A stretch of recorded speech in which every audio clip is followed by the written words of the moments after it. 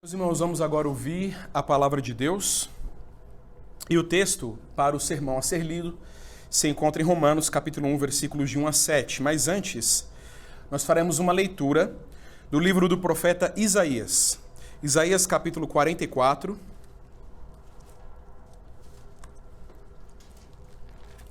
Isaías 44, versículos 1 a 28.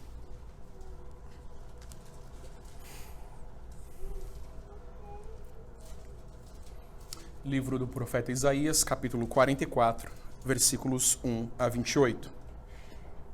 Diz assim a palavra de Deus: Agora, pois, ouve, ó Jacó, servo meu, ó Israel, a quem escolhi.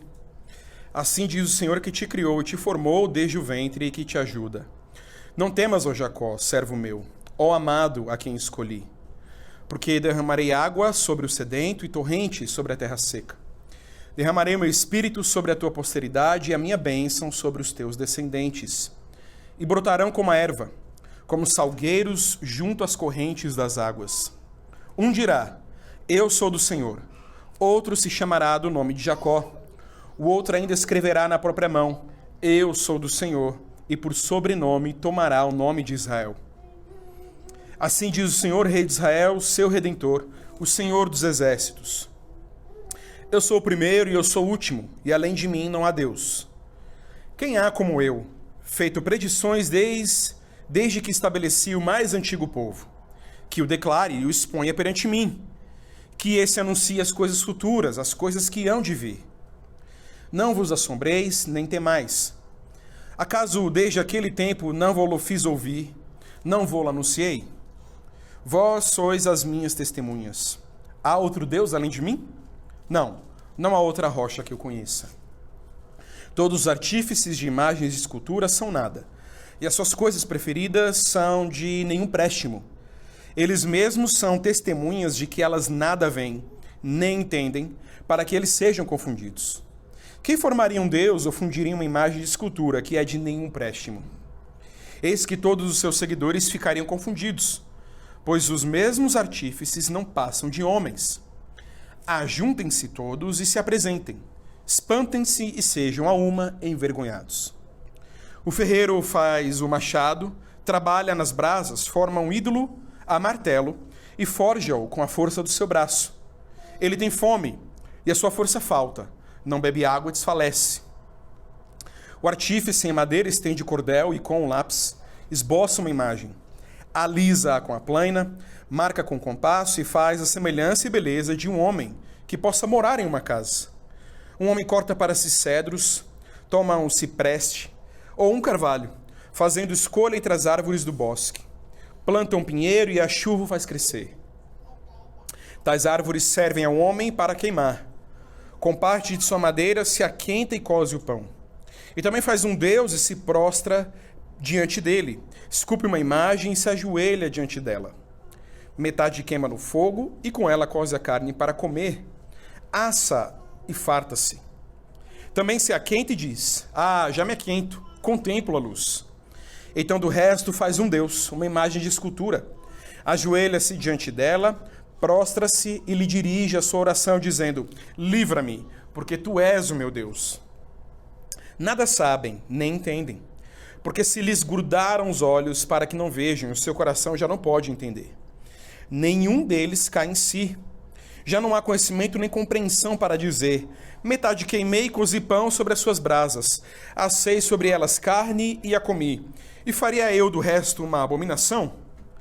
Ajoelhar-me-ia eu diante de um pedaço de árvore? Tal homem se apacenta de cinza. O seu coração enganado o iludiu, de maneira que não pode livrar a sua alma nem dizer: não é mentira aquilo em que confio? Lembra-te destas coisas, ó Jacó, ó Israel, porquanto és meu servo. Eu te formei, tu és meu servo, ó Israel. Não me esquecerei de ti. Desfaço as tuas transgressões como a névoa e os teus pecados como a nuvem. Torna-te para mim, porque eu te remi. Regozijai-vos, ó céus, porque o Senhor fez isso. Exultai vós, ó profundezas da terra. Retumbai com júbilo, vós montes, vós bosques e todas as suas árvores, porque o Senhor remiu a Jacó e se glorificou em Israel. Assim diz o Senhor que te redime, o mesmo que te formou desde o ventre materno. Eu sou o Senhor que faço todas as coisas, que sozinho estendi os céus e sozinho espraiei a terra. Que desfaço os sinais dos profetizadores de mentiras e enlouqueço os adivinhos. Que faço tornar atrás os sábios, cujo saber converto em loucuras. Que confirmo a palavra do meu servo e cumpro o conselho dos meus mensageiros. Que digo de Jerusalém, ela será habitada, e das cidades de Judá, elas serão edificadas. E quanto às suas ruínas, eu as levantarei. Que digo à profundeza das águas, seca-te, e eu secarei os teus rios. Que digo de Ciro, ele é meu pastor, e cumprirá tudo o que me apraz. Que digo também de Jerusalém, será edificada, e do templo será fundado. Agora vamos para o nosso texto, Romanos capítulo 1.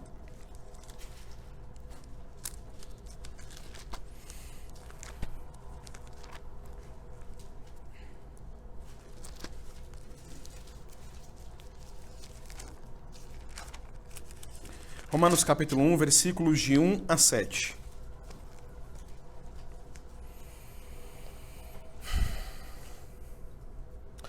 Paulo, servo de Jesus Cristo, chamado para ser apóstolo, separado para o evangelho de Deus, o qual foi por Deus outrora, prometido por intermédio dos seus profetas nas sagradas escrituras, com respeito ao seu filho, o qual, segundo a carne, veio da descendência de Davi, e foi designado Filho de Deus com poder, segundo o Espírito de Santidade, pela ressurreição dos mortos, a saber, Jesus Cristo nosso Senhor, por intermédio de quem viemos a receber graça e apostolado por amor do seu nome, para a obediência por fé entre todos os gentios, de cujo número sois também vós, chamados para serdes de Jesus Cristo.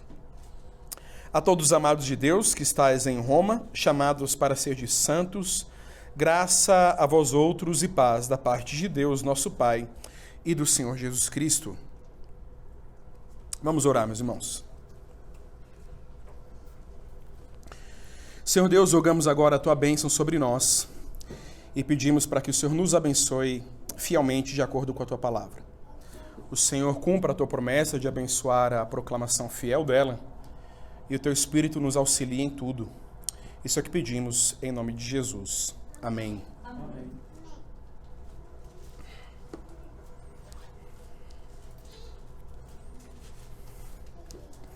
Meus irmãos, esse sermão foi escrito pelo pastor Iraldo Luna. Amados irmãos do Senhor Jesus Cristo, a carta aos Romanos foi considerada ao longo da história da Igreja como um dos principais escritos doutrinários do Novo Testamento, e ainda hoje a Igreja a considera assim. Isso provavelmente tem a ver com o peso doutrinário que a carta tem. Ela não trata apenas de questões doutrinárias, mas também lida com questões práticas da vida cristã, como veremos mais adiante.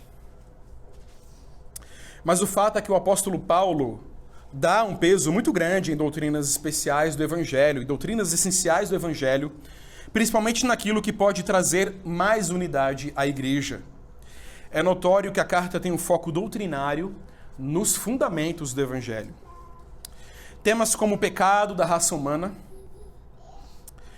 e a sua natureza, a ira de Deus contra esse pecado, a impossibilidade de salvação apenas por cumprir a lei, e a salvação apenas por meio da fé, somente pela graça de Deus, o novo nascimento e a mudança de vida necessários, a vida conforme a lei de Deus, todos esses temas básicos da fé cristã, e a sua explicação detalhada trazem firmeza aos fundamentos da vida da igreja.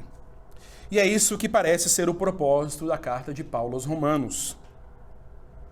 A igreja em Roma não tinha sido fundada, isso é muito provável, pelos apóstolos, mas provavelmente cristãos convertidos pela pregação dos apóstolos em outros lugares.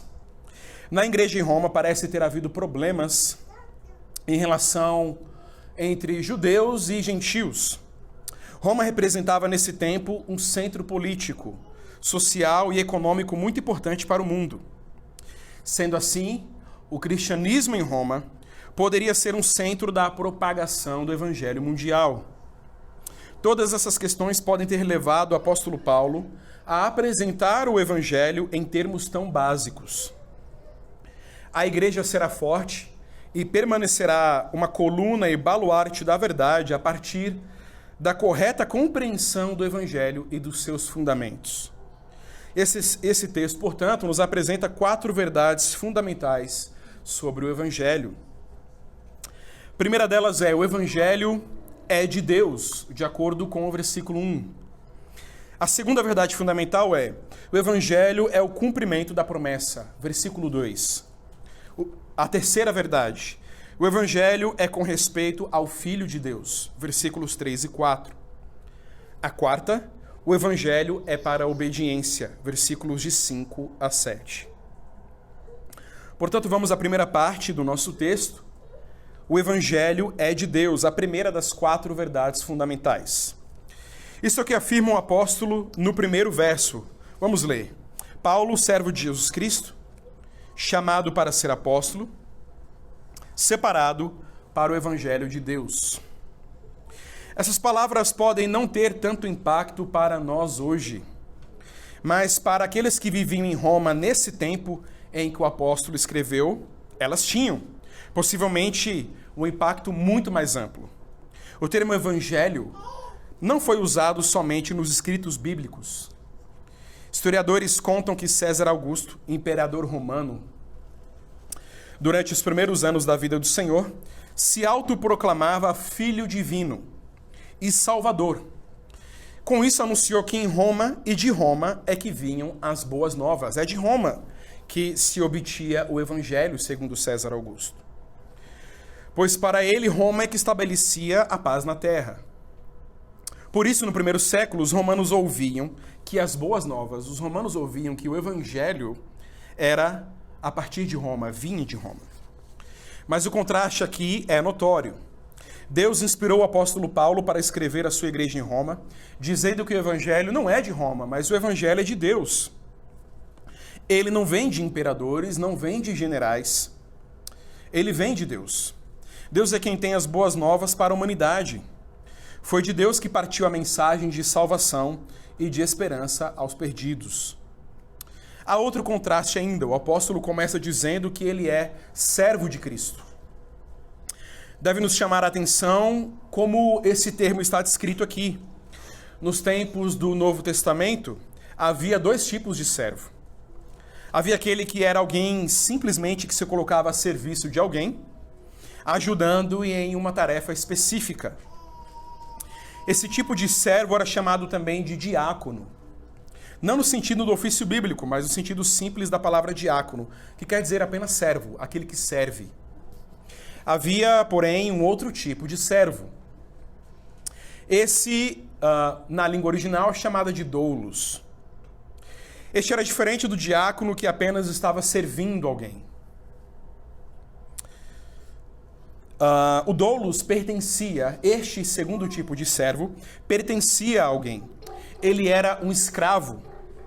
O seu senhor era o seu dono. Esse tipo de servo tinha no seu dono todo o senhorio, toda a direção para toda a sua vida. Havia realmente uma relação de dependência e submissão ao seu senhor. O apóstolo Paulo diz aqui que é doulos e não diáconos, pois é esta palavra que ele usa para dizer que é servo de Cristo. Ele diz: eu sou escravo de Cristo. Ele não servia a nenhum homem. Não estava a serviço de nenhum evangelho de homens, mas do evangelho de Deus. Pois ele diz: fui chamado para ser apóstolo. Chamado aqui não é ser convidado. Chamado é ser colocado numa posição, é ser convocado. Paulo foi convocado e colocado na posição de apóstolo. Mas ele não está dizendo isso aqui apenas para a igreja saber que ele era um apóstolo. Ele está falando sobre o evangelho de Deus para o qual ele foi chamado. Antes de ser apóstolo, ele é um escravo de Cristo por causa do evangelho. Por isso ele completa dizendo que foi separado para este evangelho. Paulo vai além de seu chamado apostólico para falar da sua relação com esse evangelho de Deus. Um dos fundamentos do evangelho é que, ao sermos alcançados por ele, somos colocados a serviço do Senhor. A nossa vida passa a ser dele. Ele passa a ser o nosso Senhor. O Evangelho consiste em nos tornarmos servos de Deus e de Cristo, e não servos dos homens. Nós não recebemos as boas notícias a partir dos homens. Não foram os homens que nos pregaram o seu Evangelho, mas recebemos o Evangelho de Deus. E por isso passamos a dedicar a nossa vida a Ele. Não importa qual função, o que você seja na sua vida, o Evangelho te chama e separa para ser um escravo de Cristo. Chegamos agora à segunda verdade fundamental que nós encontramos no versículo 2, a saber, o Evangelho é o cumprimento da promessa. O versículo 2 diz: o Evangelho de Deus, o qual foi por Deus outrora prometido, por intermédio dos seus profetas nas Sagradas Escrituras. O Evangelho, meus irmãos, por ser de Deus, também não pode ser uma invenção humana. Os apóstolos não anunciaram o Evangelho porque desenvolveram uma boa ideia sobre a vida. É isto que os filósofos e estudiosos da vida humana tentam fazer. Ter boas ideias que possam melhorar a nossa vida.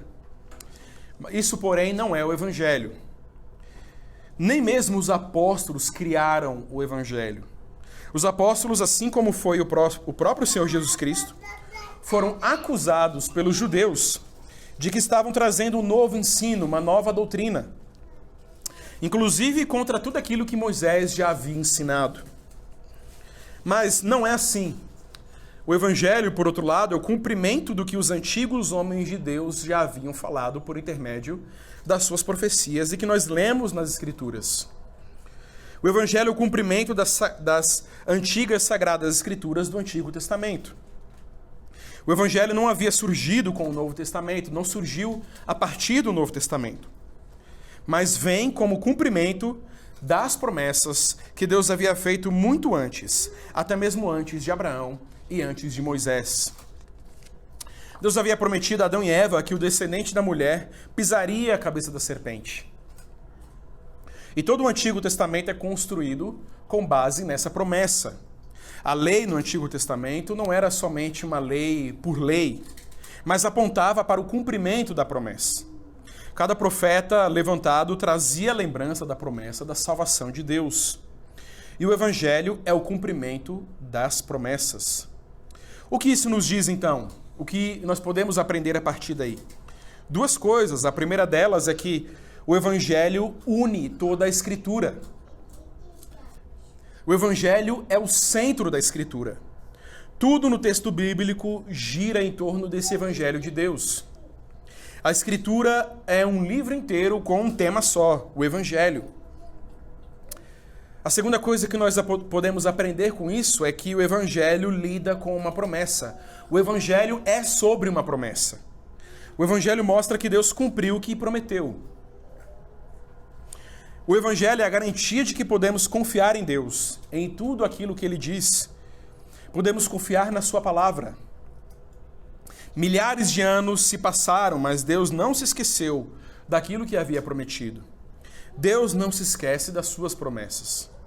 Ele cumpre cada uma delas. Esse Evangelho da promessa nos ensina, então, que a nossa vida deve ser vivida desse modo. Quem não pode crer nas promessas de Deus não pode receber o Evangelho, porque crer nas promessas de Deus é a base do Evangelho. O Evangelho cumpre promessas, mas ainda está baseado em promessas. E só o receberá quem o receber como promessa. Chegamos então, meus irmãos, à terceira verdade fundamental que nós encontramos nesse texto. O Evangelho é com respeito ao Filho de Deus. O Evangelho é com respeito ao Filho de Deus. E isso nós lemos nos versículos 3 e 4. Vamos ler o versículo 2 para dar o contexto e o terceiro e quarto também. O Evangelho de Deus, o qual foi por Deus outrora prometido por intermédio dos seus profetas nas Sagradas Escrituras, com respeito a seu Filho, o qual, segundo a carne, veio da descendência de Davi, e foi designado Filho de Deus com poder, segundo o Espírito de Santidade, pela ressurreição dos mortos, a saber, Jesus Cristo, nosso Senhor. A promessa de Deus no Evangelho tem termos bem claros. As palavras do apóstolo no versículo 4 descrevem o que estava relacionado a essa promessa. A promessa anunciada desde o início era sobre a encarnação do Filho de Deus, Jesus Cristo. Essa promessa nós já encontramos em Gênesis capítulo 3, versículo 15, onde nós lemos sobre o descendente da mulher, que é segundo a carne. Mas a promessa não era apenas sobre a encarnação do Filho de Deus. O texto acrescenta que ele, o Filho, veio da descendência de Davi. Isso quer dizer que a encarnação do Senhor Jesus estava ligada a uma outra realidade da promessa, a saber, a promessa de um reino. Ao dizer que o Filho veio da descendência de Davi, o Senhor está dizendo que a encarnação do Filho tinha um propósito de continuar o reino prometido a Davi. No segundo livro de Samuel, capítulo 7, versículos 12 a 14, que diz: quando teus dias se cumprirem e descansares com teus pais, então farei levantar depois de ti o teu descendente, que procederá de ti, e estabelecerei o seu reino. Este edificará uma casa em meu nome, e eu estabelecerei para sempre o trono do seu reino. Eu lhe serei por pai, e ele me será por filho. Hebreus capítulo 1, versículo 5 diz que isso era uma promessa com respeito a Davi. É a promessa de um reino com um rei soberano e superior a qualquer outro rei. E este reinado foi visivelmente assumido. O versículo 4 diz que foi designado o Filho de Deus com poder, segundo o Espírito de santidade, pela ressurreição dos mortos, a saber, Jesus Cristo, nosso Senhor. Designado quer simplesmente dizer instalado, constituído como rei. Isso aconteceu com a ressurreição, a partir da ressurreição de Jesus. Ele foi designado Filho de Deus com poder pela ressurreição dos mortos. Não é que Jesus passou a ser Filho de Deus com a sua ressurreição. Ele é o eterno Filho de Deus e sempre foi. A força do versículo está no fato de que ele assumiu em carne a posição exaltada de Filho de Deus, do Filho de Deus, a partir da ressurreição dos mortos. Por isso, a expressão em poder. Apesar da sua ressurreição, ele tinha a posição de Filho de Deus encarnada, ou a sua posição de Filho de Deus como um homem encarnado e também humilhado, como Paulo fala em Filipenses capítulo 2. Mas com a ressurreição ele passa a receber uma posição de filho. Agora a sua posição de filho não é mais como de filho humilhado, mas de filho exaltado. Jesus passa a ser o rei assentado no trono. O que o Senhor está dizendo com isso é que o seu evangelho diz respeito também a um reino. Ao recebermos o evangelho, passamos a fazer parte desse reino, que é o reino do Senhor Jesus. Paulo diz em Colossenses capítulo 1, versículos 13 e 14: Ele nos libertou do império das trevas e nos transportou para o reino do Filho do seu amor, no qual temos a redenção, a remissão dos pecados. O mesmo evangelho que fala sobre escravidão a Jesus Cristo fala sobre nossa libertação do reino das trevas. Somos escravos de Cristo porque fomos libertos do nosso antigo Senhor, o príncipe das trevas. O evangelho nos coloca num reino. Essa é a essência da promessa. Chegamos então, meus irmãos, à quarta verdade fundamental do nosso texto.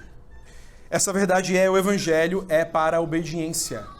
O evangelho é para a obediência. Nós podemos ler isso nos versículos 5 a 7. Jesus Cristo, nosso Senhor, por intermédio de quem viemos a receber graça e apostolado por amor do seu nome, para a obediência por fé entre todos os gentios, de cujo número sois também vós, chamados para ser de Jesus Cristo. A todos os amados de Deus que estáis em Roma, chamados para ser de santos, graça a vós outros e paz, da parte de Deus nosso Pai e do Senhor Jesus Cristo. A sujeição a Deus e a promessa de um reino não poderiam nos colocar numa posição diferente. O Evangelho nunca foi uma libertação do pecado para a liberdade no pecado. Pelo contrário, o Evangelho nos coloca numa posição de obediência a Cristo. No versículo 5, o apóstolo Paulo fala sobre o seu chamado por intermédio de Cristo para a obediência da fé. Essa é a obediência que vem da fé. O crer nos faz obedecer. São duas coisas inseparáveis. Por causa do nome de Cristo, ele deveria levar isso a todas as nações. Isso chegou aos romanos, como ele diz no versículo 6, mas também chegou a nós. Nós somos parte do povo eleito de Deus. Por isso somos chamados para sermos Jesus Cristo e chamados para sermos santos, como diz o versículo 7. Mais uma vez, aqui, chamados, não quer dizer convidados simplesmente, mas colocados numa posição para exercer determinada tarefa. O Evangelho nos dá um ofício, e esse ofício, como tarefa, é o de vivermos como propriedade de Jesus Cristo, e por isso sermos santos. A fé do Evangelho nunca foi ocasião para a liberdade no pecado. Esse chamado da fé para a obediência ecoa os termos da aliança que nós temos com Deus. A aliança que Deus fez com o seu povo foi de que o seu povo pertenceria a Ele. E assim viveria conforme a sua palavra. Por isso a lei é chamada de as 10 palavras da aliança. E ela é que nos coloca nesse caminho de santidade. Na carta aos Romanos, como veremos, a lei não se confunde com o Evangelho, mas está estreitamente ligada a ele. Porque o Evangelho é um chamado para viver na lei. Isso é fundamental para uma vida no Evangelho. A mensagem clara dessas primeiras palavras do apóstolo na carta aos Romanos é: o Evangelho são as boas novas de Deus para os pecadores, com uma promessa de salvação por meio do Cristo, Senhor e Rei, o qual nos chama para fazer parte do seu reino de santidade. O Evangelho são as boas novas de Deus para os pecadores, com uma promessa de salvação por meio do Cristo, Senhor e Rei, o qual nos chama a fazer parte do seu reino de santidade. Esses são os fundamentos do Evangelho de Deus. O Evangelho, portanto, meus irmãos, governa todas as decisões da nossa vida. Tomamos decisões com respeito a muitas coisas na vida. Tomamos decisões sobre o lugar em que devemos morar, sobre com que roupa devemos nos vestir, sobre qual profissão vamos seguir. Mas o Evangelho, acima de todas essas coisas, é quem governa todas essas decisões. E o Evangelho faz isso nos levando à obediência da fé. Isso resume muito bem o que é a nossa vida. Nós fazemos parte, como igreja, de um reino. Esse reino tem um povo e apenas um povo, que está debaixo de apenas um rei, o Senhor Jesus Cristo. Nós somos esse povo, mas não um povo que vive em função de sua cultura e da sua própria vida. Somos um povo escravo, que tem a vida nas mãos do rei, não em nossas próprias mãos. E isso para nós é viver de fato. O apóstolo Paulo, quando faz referência a ser um escravo de Jesus Cristo, provavelmente tinha em mente o que acontecia na sua época. Senhores tinham escravos que lhe serviam. E não poucas vezes isso era humilhante e desonroso para aquele homem. Mas, ao citar esses fatos tão comuns para os romanos, Paulo está trazendo uma outra forma de enxergar o termo escravo, outrora tão negativo. A mensagem do Evangelho faz as pessoas acreditarem que é possível ser chamado de escravo e não ser humilhado. Pelo contrário, com o Evangelho, alguém poderia ser um escravo e ter a sua vida nas mãos de um senhor, mas não nas mãos de um senhor carrasco, e sim nas mãos daquele que dá vida, que dá a sua própria vida pelos escravos. Você é esse escravo? Você pode dizer que foi separado para o Evangelho de Deus? A sua vida diz isso. Está de acordo com o Evangelho de Jesus Cristo? Você pode dizer que foi colocado por Deus nesse mundo para uma tarefa específica, a saber, a de obediência da fé na santidade? O Evangelho ou é nossa vida, ou não existe para nós. Isso quer dizer escravo. Precisamente isso que quer dizer ser escravo. Ou você está preso ao Evangelho, ou você está livre dele. E não existe uma outra alternativa. Ou você está servindo ao Rei Jesus, ou você está servindo a outro Senhor. Não estou dizendo isso para que você pense numa escolha que você precisa fazer agora. Na verdade, se você é membro dessa igreja, a escolha já foi feita e foi feita por Deus. Estou dizendo isso para você, para que você viva para aquilo que foi chamado, para o Evangelho de Deus. Você é escravo de Cristo e essa é a sua vida. Viva, portanto, debaixo do seu domínio e não permita que nada nesse mundo venha mudar o seu rumo. Que Deus o abençoe assim, em Cristo Jesus, o seu Senhor. Amém.